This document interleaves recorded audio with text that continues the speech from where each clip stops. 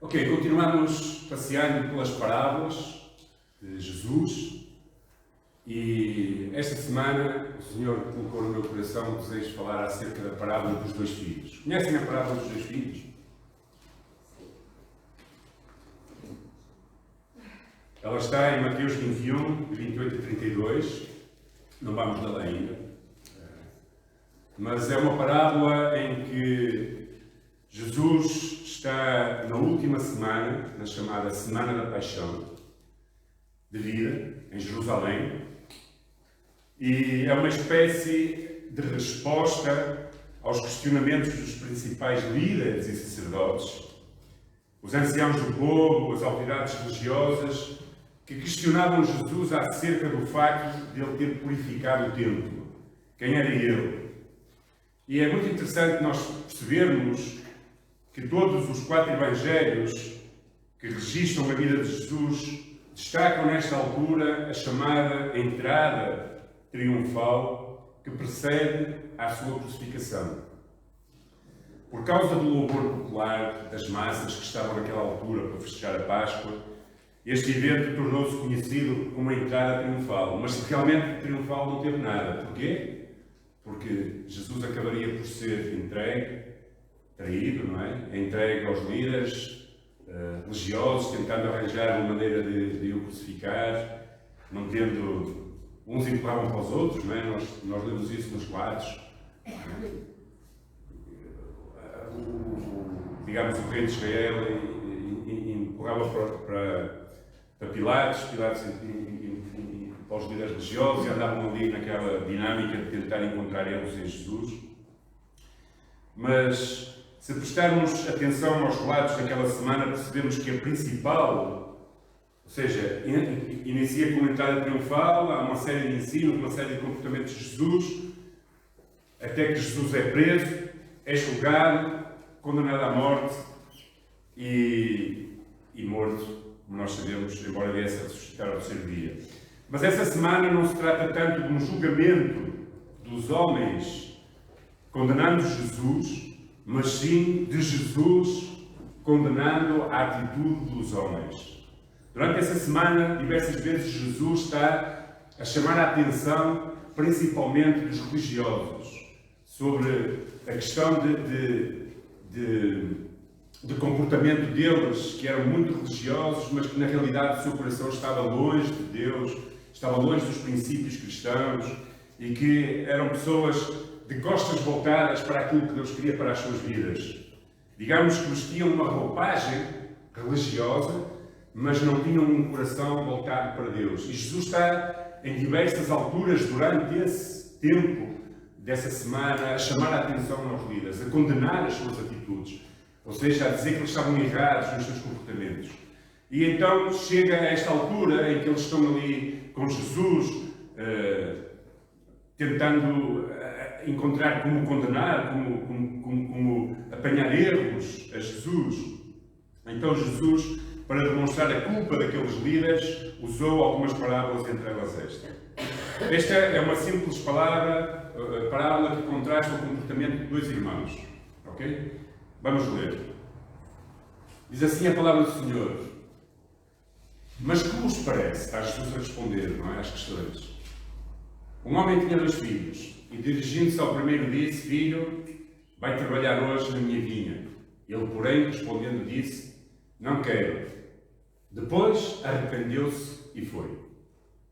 E dirigindo-se ao segundo, falou-lhe de igual modo, e respondeu ele e disse: Eu vou, Senhor, e não foi.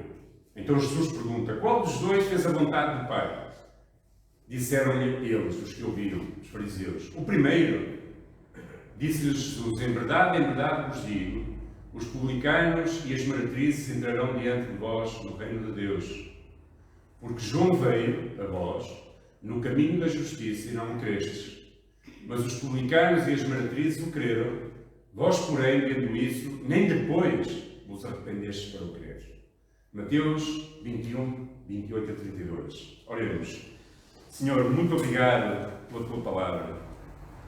Senhor, nesta manhã pedimos que possas falar aos nossos corações, àqueles que estamos aqui, àqueles que estão a ouvir desde casa ou que irão ouvir, mais à frente. Oramos, Senhor, para que a Tua Palavra fale aos seus corações, fale às nossas vidas. Senhor, Tu és aquele que tem o poder para fazer germinar fruto através da Tua Palavra. Senhor, é o Teu Espírito que nos convence da nossa necessidade de Ti, da nossa necessidade de arrependimento, da nossa necessidade de nos voltarmos para Ti. Por isso, Espírito Santo, toma a máxima autoridade neste lugar, nos nossos corações e vidas, nas nossas mentes que sempre estão aqui, às vezes, em luta com a Tua Palavra. Que Tu sejas aquele que dominas sobre os nossos pensamentos nesta manhã e que possas realmente falar às nossas vidas. No nome de Jesus Cristo eu te peço. Amém. Então Jesus tem este diálogo muito interessante com os fariseus e faz esta comparação entre dois filhos. E esta parábola traz algumas lições práticas para nós. A primeira lição que eu tiro desta palavra é esta. Podes mudar, por favor. Prática versus discurso. Ok? Tem aí mais uma frase? Podes pôr? Fica por aqui. O meu desejo é que a nossa prática não seja diferente do nosso discurso. Ou seja, o meu desejo e o desejo de Jesus é que não sejamos pessoas que dizemos uma coisa, mas praticamos outra. Eu dou-me conta, analisando a minha própria vida e o meu passado, que faço muito mais dano às pessoas à minha volta e até ao próprio Evangelho quando eu falo que professo uma coisa, mas na realidade estou a viver outra. Às vezes nós temos a inconsciência de pensar que as nossas vidas estão isoladas dentro de uma bolha e que ninguém percebe aquilo que nós fazemos ou falamos, mas na realidade nós estamos expostos, todos nós estamos expostos às pessoas à nossa volta. E eu falo por mim, não estou a falar por ninguém. Noto e percebo, quando analiso a minha vida, que fiz muito mais dano ao Evangelho e à vida das pessoas à minha volta quando eu dizia uma coisa, mas fazia outra. O primeiro filho simboliza aqueles religiosos, fariseus e saduceus e escribas que representavam na altura a religião dos judeus. Eles eram líderes religiosos, mas estavam tão longe de Deus quanto os pecadores, tanto que Jesus diz isso mesmo a eles. Até as meretrizes entrarão primeiro no reino dos céus. Eles professavam ser do Senhor, mas na realidade o seu coração era desobediente a Deus. Eles deveriam ser exemplos de espiritualidade pelo seu conhecimento, mas na realidade não o eram. Por isso Jesus em certas alturas dizia: vocês são como sepulcros caiados, que por fora aparentam muita coisa, mas por dentro estão mortos. Eles por fora eram corretos e justos, tinham uma aparência de santidade, sempre dizendo eu vou Senhor, porém não obedeciam na prática. Esse primeiro filho disse uma coisa e fez outra. Ele era contraditório. Havia um conflito entre aquilo que ele dizia e aquilo que ele fazia, entre aquilo que ele prometia e aquilo que ele cumpria. E na realidade, nós devemos ter cuidado para as nossas vidas. Isso é uma lição para as nossas próprias vidas. Há quem diga, e eu espero que não seja verdade no nosso caso, que quando nós mais mentimos a Deus é quando nós estamos a louvar Deus na igreja, não é? Quando nós dizemos eu me rendo a Ti, como hoje cantamos, mas depois na realidade não nos rendemos nada. Nós queremos ser senhores do nosso nariz, senhor da nossa vida, senhor de tudo aquilo que nós somos. Não nos rendemos, ou seja, às vezes nós cantamos, mas são letras bonitas e às vezes nós até temos o desejo de que isso seja real nas nossas vidas, mas depois temos uma luta muito grande para que isso se faça real. E por isso há quem diga, os momentos em que nós somos mais mentirosos é os momentos em que nós estamos a louvar, eu me rendo aos Teus pés e isto e o outro, quando na realidade muitas vezes temos dificuldade em viver isso.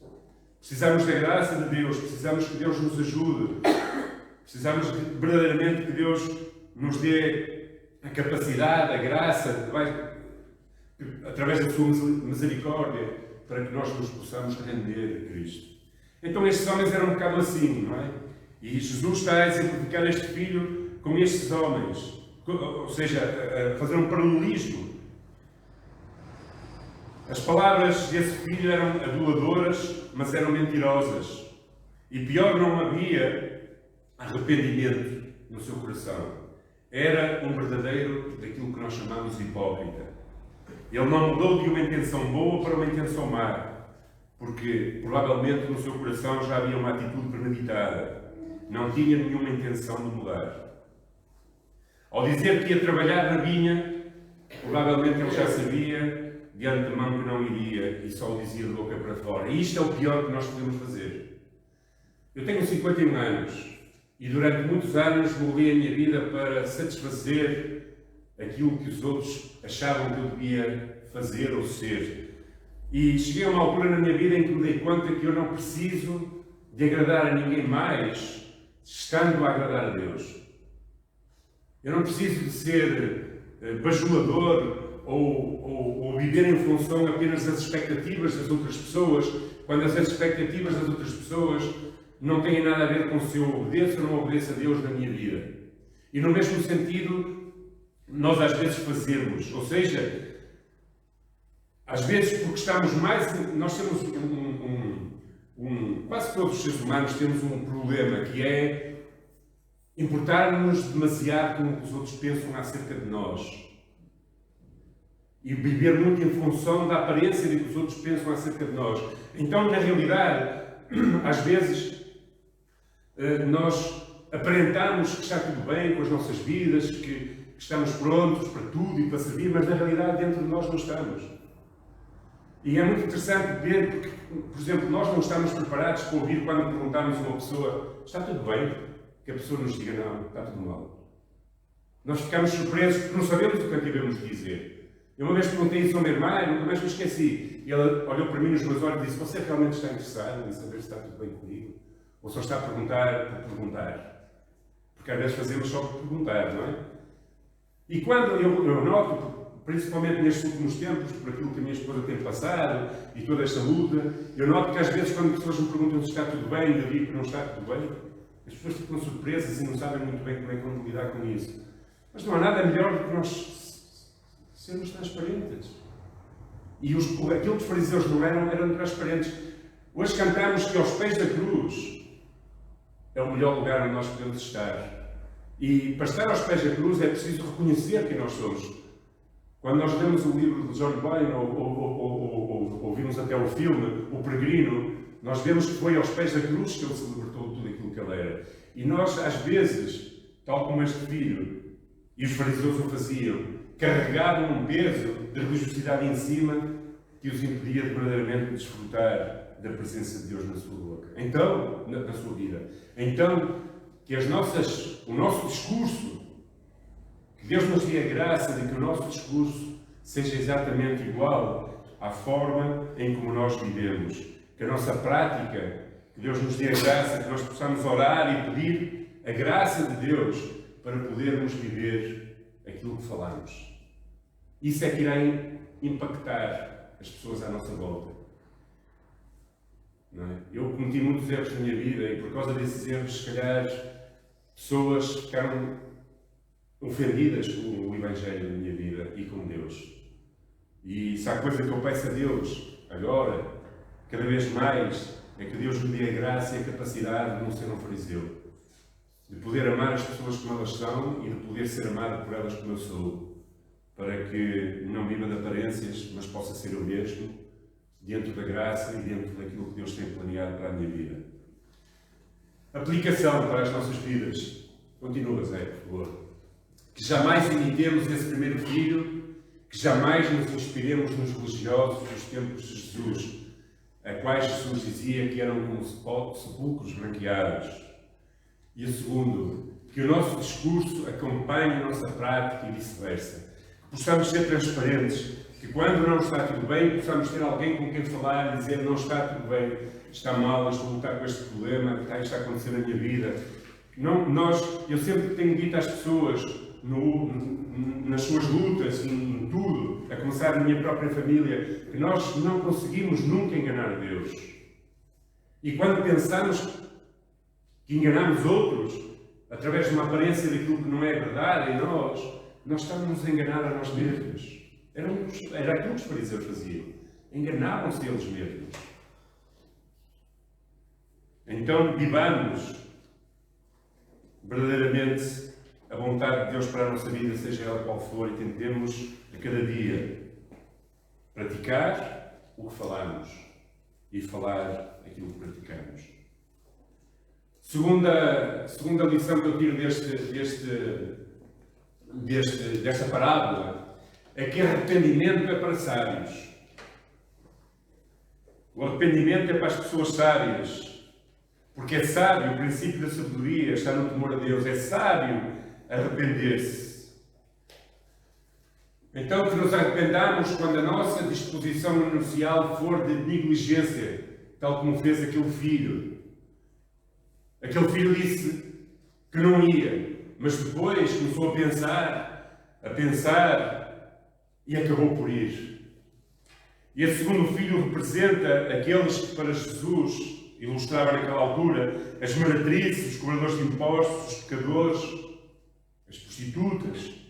Representa aqueles que não professavam nenhuma fé em Deus, ou pelo menos viviam vidas totalmente desviadas daquilo que eram os princípios divinos. Diferentes do outro filho, eles não temiam a Deus, nem se importavam com Deus ou com as suas vidas até aquele momento. Ou seja, eram pessoas que viviam vidas erradas, conscientes do que faziam, e não se importavam de o fazer. E eu conheço pessoas assim. Conheço pessoas que sabem perfeitamente, ou seja, fazem das suas vidas o que querem, e não estão a importar se Deus se importa com eles, se não se importa. Aliás, eles nem pensam em Deus sequer. Não são hipócritas na sua atitude, não são contraditórios, sabem que são pecadores, ou sabem pelo menos que não estão a viver, nem que se preocupam em viver de acordo com aquilo que Deus quer. Afirmam isso claramente e vivem isso na prática. No entanto, diz Jesus, que quando João aparece para pregar a justiça do reino, esses pecadores que eram rebeldes, que diziam, eu não quero Deus, eu quero viver à minha maneira, arrependeram-se, obedeceram-se e tornaram-se filhos de Deus. Em contraste com os outros, quando João aparece para declarar a justiça, dizendo arrependei-vos dos vossos pecados, sereis perdoados, não é? Batizados como sinal de arrependimento. Muitos dos pecadores, das meretrizes, daqueles que eram, digamos, rejeitados pelos religiosos, se arrependeram e mudaram os seus comportamentos. E Jesus estava a fazer, nesta altura, um contraste. E esses dois filhos representavam aqueles que, durante anos e anos, tinham andado longe de Deus e aqueles que tinham muitos estudos e conhecimento e que ministravam ao povo até, mas que na realidade estavam com os seus corações longe daquilo que falavam. E estes, que representam o segundo filho, eram homens e mulheres que viviam em pecado, sabiam disso, assumiram isso, sabiam que eram pessoas rebeldes aos princípios de Deus. Mas a mensagem sobre o pecado e a justiça de Deus, quando chegou às suas vidas, penetrou no coração deles, muito mais do que no coração dos fariseus, daquela altura, religiosos. E houve um arrependimento. Arrependeram-se, mudaram de atitude, começaram a servir ao Senhor com as suas vidas na sua vinha. E há aqui um contraste muito grande. Esta semana estávamos a falar acerca de algumas coisas, o pastor Samuel e algumas pessoas, e caímos, ou seja, chegamos à conclusão, ou pensámos nisto de uma forma clara, que quase sempre os cristãos evangélicos ou não evangélicos de segunda e terceira e quarta geração são menos comprometidos com o reino de Deus e com Deus e com os seus princípios do que os da primeira. Algumas, porquê? Porque alguns deles nem sabem quando conheceram Jesus, ou seja, eles cresceram, nasceram na igreja, estiveram sempre na igreja. Mas aqueles que viveram longe, que estiveram longe e que realmente têm uma consciência clara do que era o seu passado e daquilo que Deus transformou e perdoou nas suas vidas, normalmente têm um cristianismo muito mais radical, porque percebem de onde se foram tirados, de onde foram resgatados, não é? E isso às vezes acontece nas nossas vidas. O grande problema é nós lidarmos no nosso relacionamento de Deus como se fosse uma coisa banal. Ou seja, ok, cada dia eu sei que Deus é misericordioso, eu sei que Deus perdoa, então a minha vida vai andando de qualquer maneira. E estes segundos disseram que não queriam ir com as suas vidas, com o seu comportamento, declaradamente da maneira como viviam. Mas depois de ouvir a palavra de Deus e ter penetrado no seu coração, houve uma transformação, um arrependimento interior, e eles decidiram seguir na sua vida. Então, algumas lições para nós. Aplicação. Que a nossa disposição inicial sempre seja a de obedecer, seguida da prática da obediência. Nem sempre é o caso. No entanto, ou seja, o ideal é que nós tenhamos disposição sempre para servir o Senhor, para lhe obedecer, para ter uma prática de obediência. No entanto, caso sejamos inicialmente negligentes, ou às vezes negligentes, que nos possamos arrepender e mudar de disposição do nosso coração. Porque Ele é fiel e justo para perdoar todo o nosso pecado. Está na atitude de querermos mudar. Sabem, arrependimento é giro. É estarmos a ir numa direção e darmos conta de que estamos errados, como se fôssemos, sei lá, num caminho a ver o mapa, e de repente, ou numa estrada, e de repente damos conta que estamos errados. Não, eu preciso de girar e voltar para trás para apanhar o caminho certo. Isso é um arrependimento. Não se pode arrepender. Eu não posso ir, sei lá, ir daqui para Lisboa e chegar em Santarém, virar para, ou Santarém não, Torres Novas, não é? Virar para Abrantes e depois estou em Abrantes e começo a ver, bem, eu estou a ir para longe de Lisboa, mas está igual, e vou parar a Castelo Branco. Não, é nós repararmos que há coisas na nossa vida que precisam ser mudadas e pedir ao Senhor que nos dê graça. Ir aos pés de Cristo, pedir, Senhor, dá-me graça para mudar, para dar um giro. E às vezes vamos nos enganar outra vez, e vamos nos enganar outra vez. Infelizmente nós somos pessoas que não somos perfeitas, não é? E outro dia vi uma coisa que pensei que se calhar ficava bem ali na igreja, não é essa, mas não sei qual era a mensagem, que é, a Casa da Cidade tem um placar que diz, esta casa não é para pessoas perfeitas.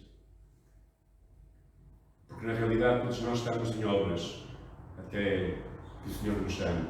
Mas a questão é, se esta casa não é para pessoas perfeitas, é uma realidade, mas não significa que então as pessoas não, porque vão lá dentro, vão viver de qualquer maneira, não. Elas querem ser perfeitas, mas ainda não são. É o desejo de obedecer a Deus, é arrepender-se, mudar de rumo na nossa vida.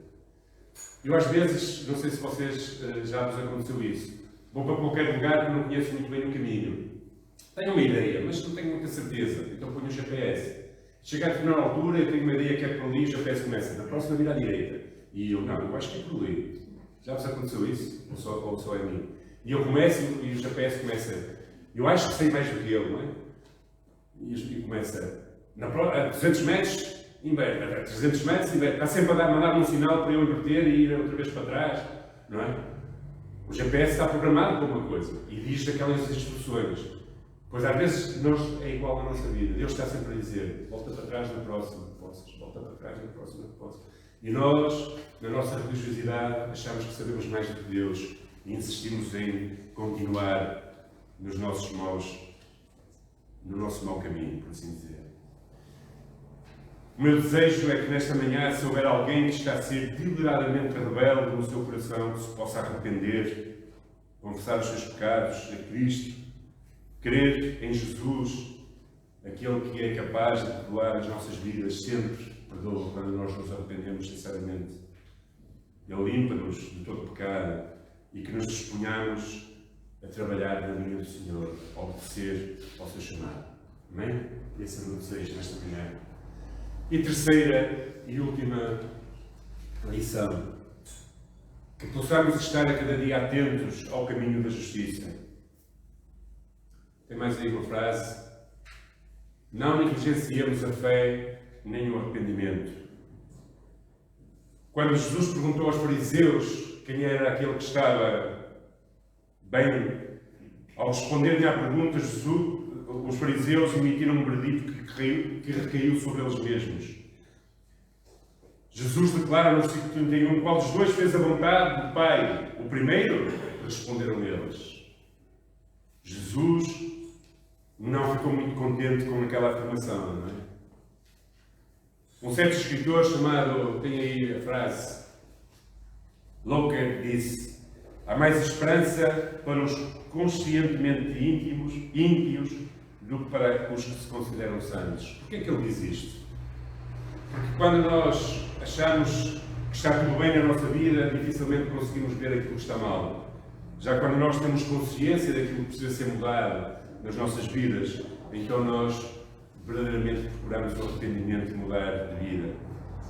Quando Jesus usa em resposta aos fariseus dizendo a expressão, pois estes vos perseguem, referindo-se aos pecadores, àqueles que conscientemente sabiam que estavam mal, significa também que Jesus estava a deixar uma porta aberta para que mesmo os fariseus pudessem entrar no reino de Deus. Ele diz, pois estes vos perseguem.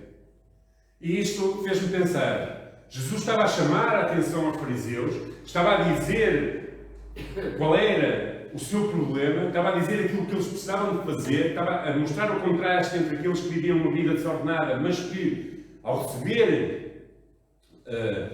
a mensagem da justiça através de João, se arrependeram, contrariamente aos fariseus. No entanto, Jesus não fechou a porta.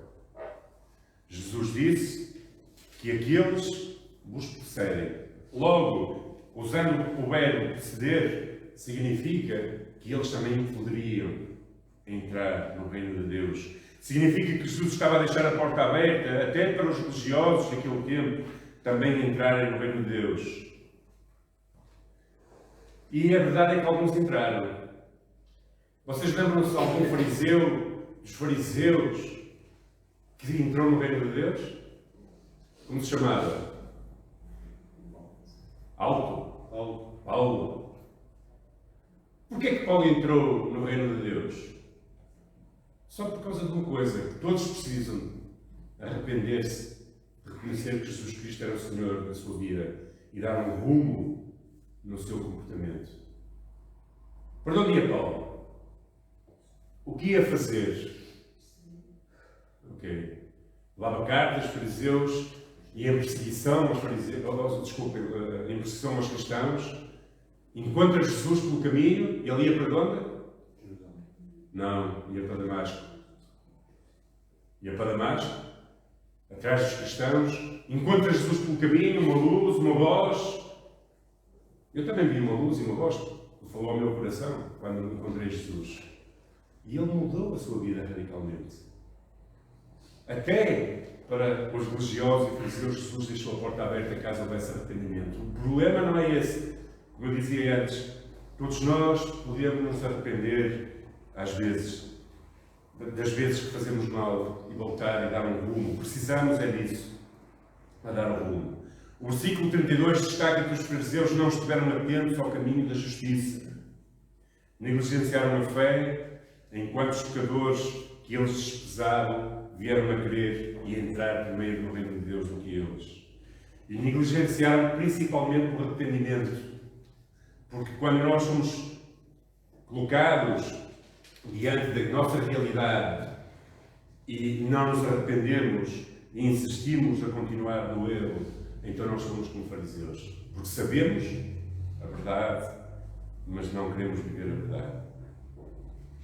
Então, o meu desafio é que jamais imitemos os religiosos dos dias de Jesus. Esta parábola foi escrita para eles, mas é uma palavra transversal a todas as épocas. Que nós possamos ser pessoas comprometidas com a verdade do Evangelho.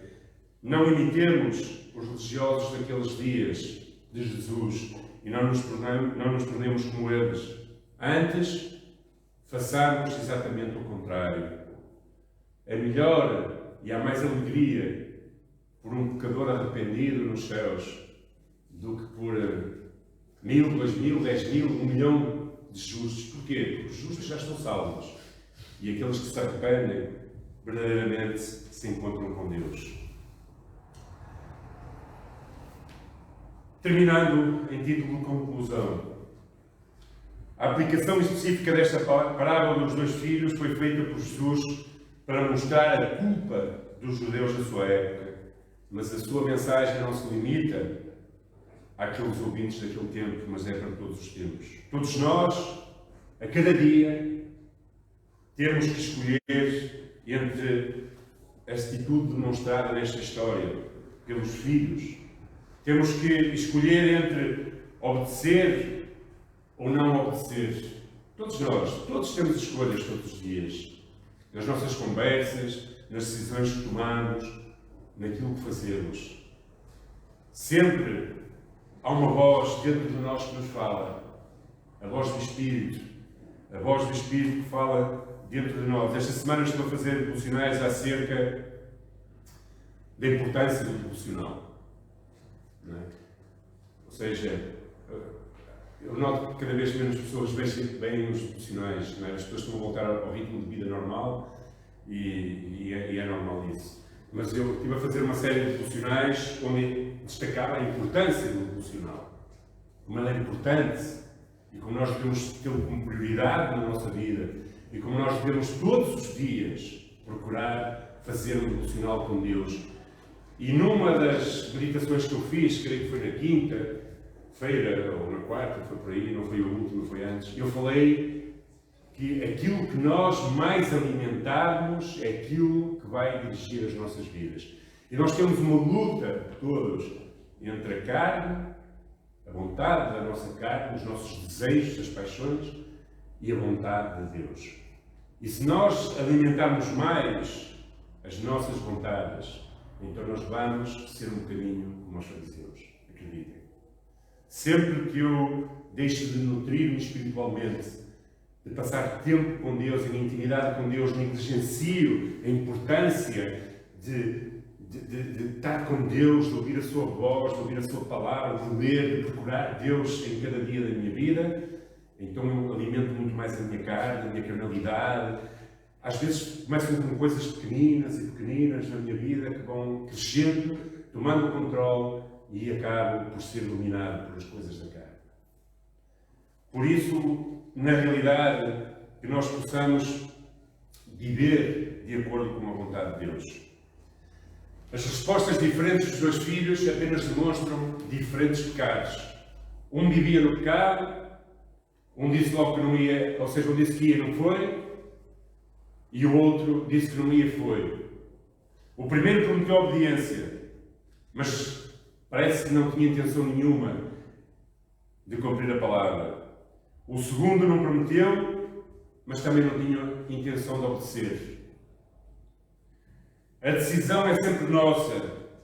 Na parábola, o pai falou a mesma coisa para os dois filhos. Vim trabalhar à minha vinha. A sua vontade para os dois era a mesma. Cada um deles respondeu diferente. Isso acontece connosco. A mesma vontade para todos nós de Deus, que nós andemos nos seus caminhos em obediência. Depois, cada um de nós vai decidir aquilo que vai fazer. Até esse ponto, não há por que preferir um ou outro.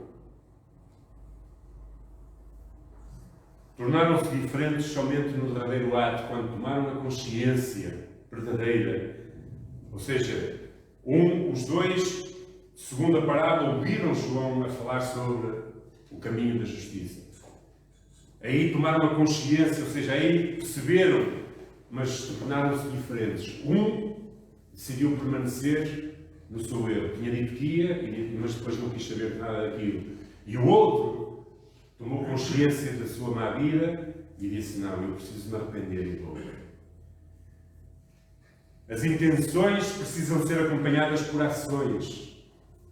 Sabem, às vezes eu, nas minhas lutas, e nós, nas nossas lutas, até temos intenção de mudar coisas na nossa vida. Mas não podemos ficar pelas intenções. Há um ditado que diz que cheio de boas intenções está o inferno, ou algo assim. A intenção não chega. Nem só chorar. Havia um hino antigamente que dizia que lágrimas não levam pessoas ao céu. Não havia, Berta? Um hino muito antigo.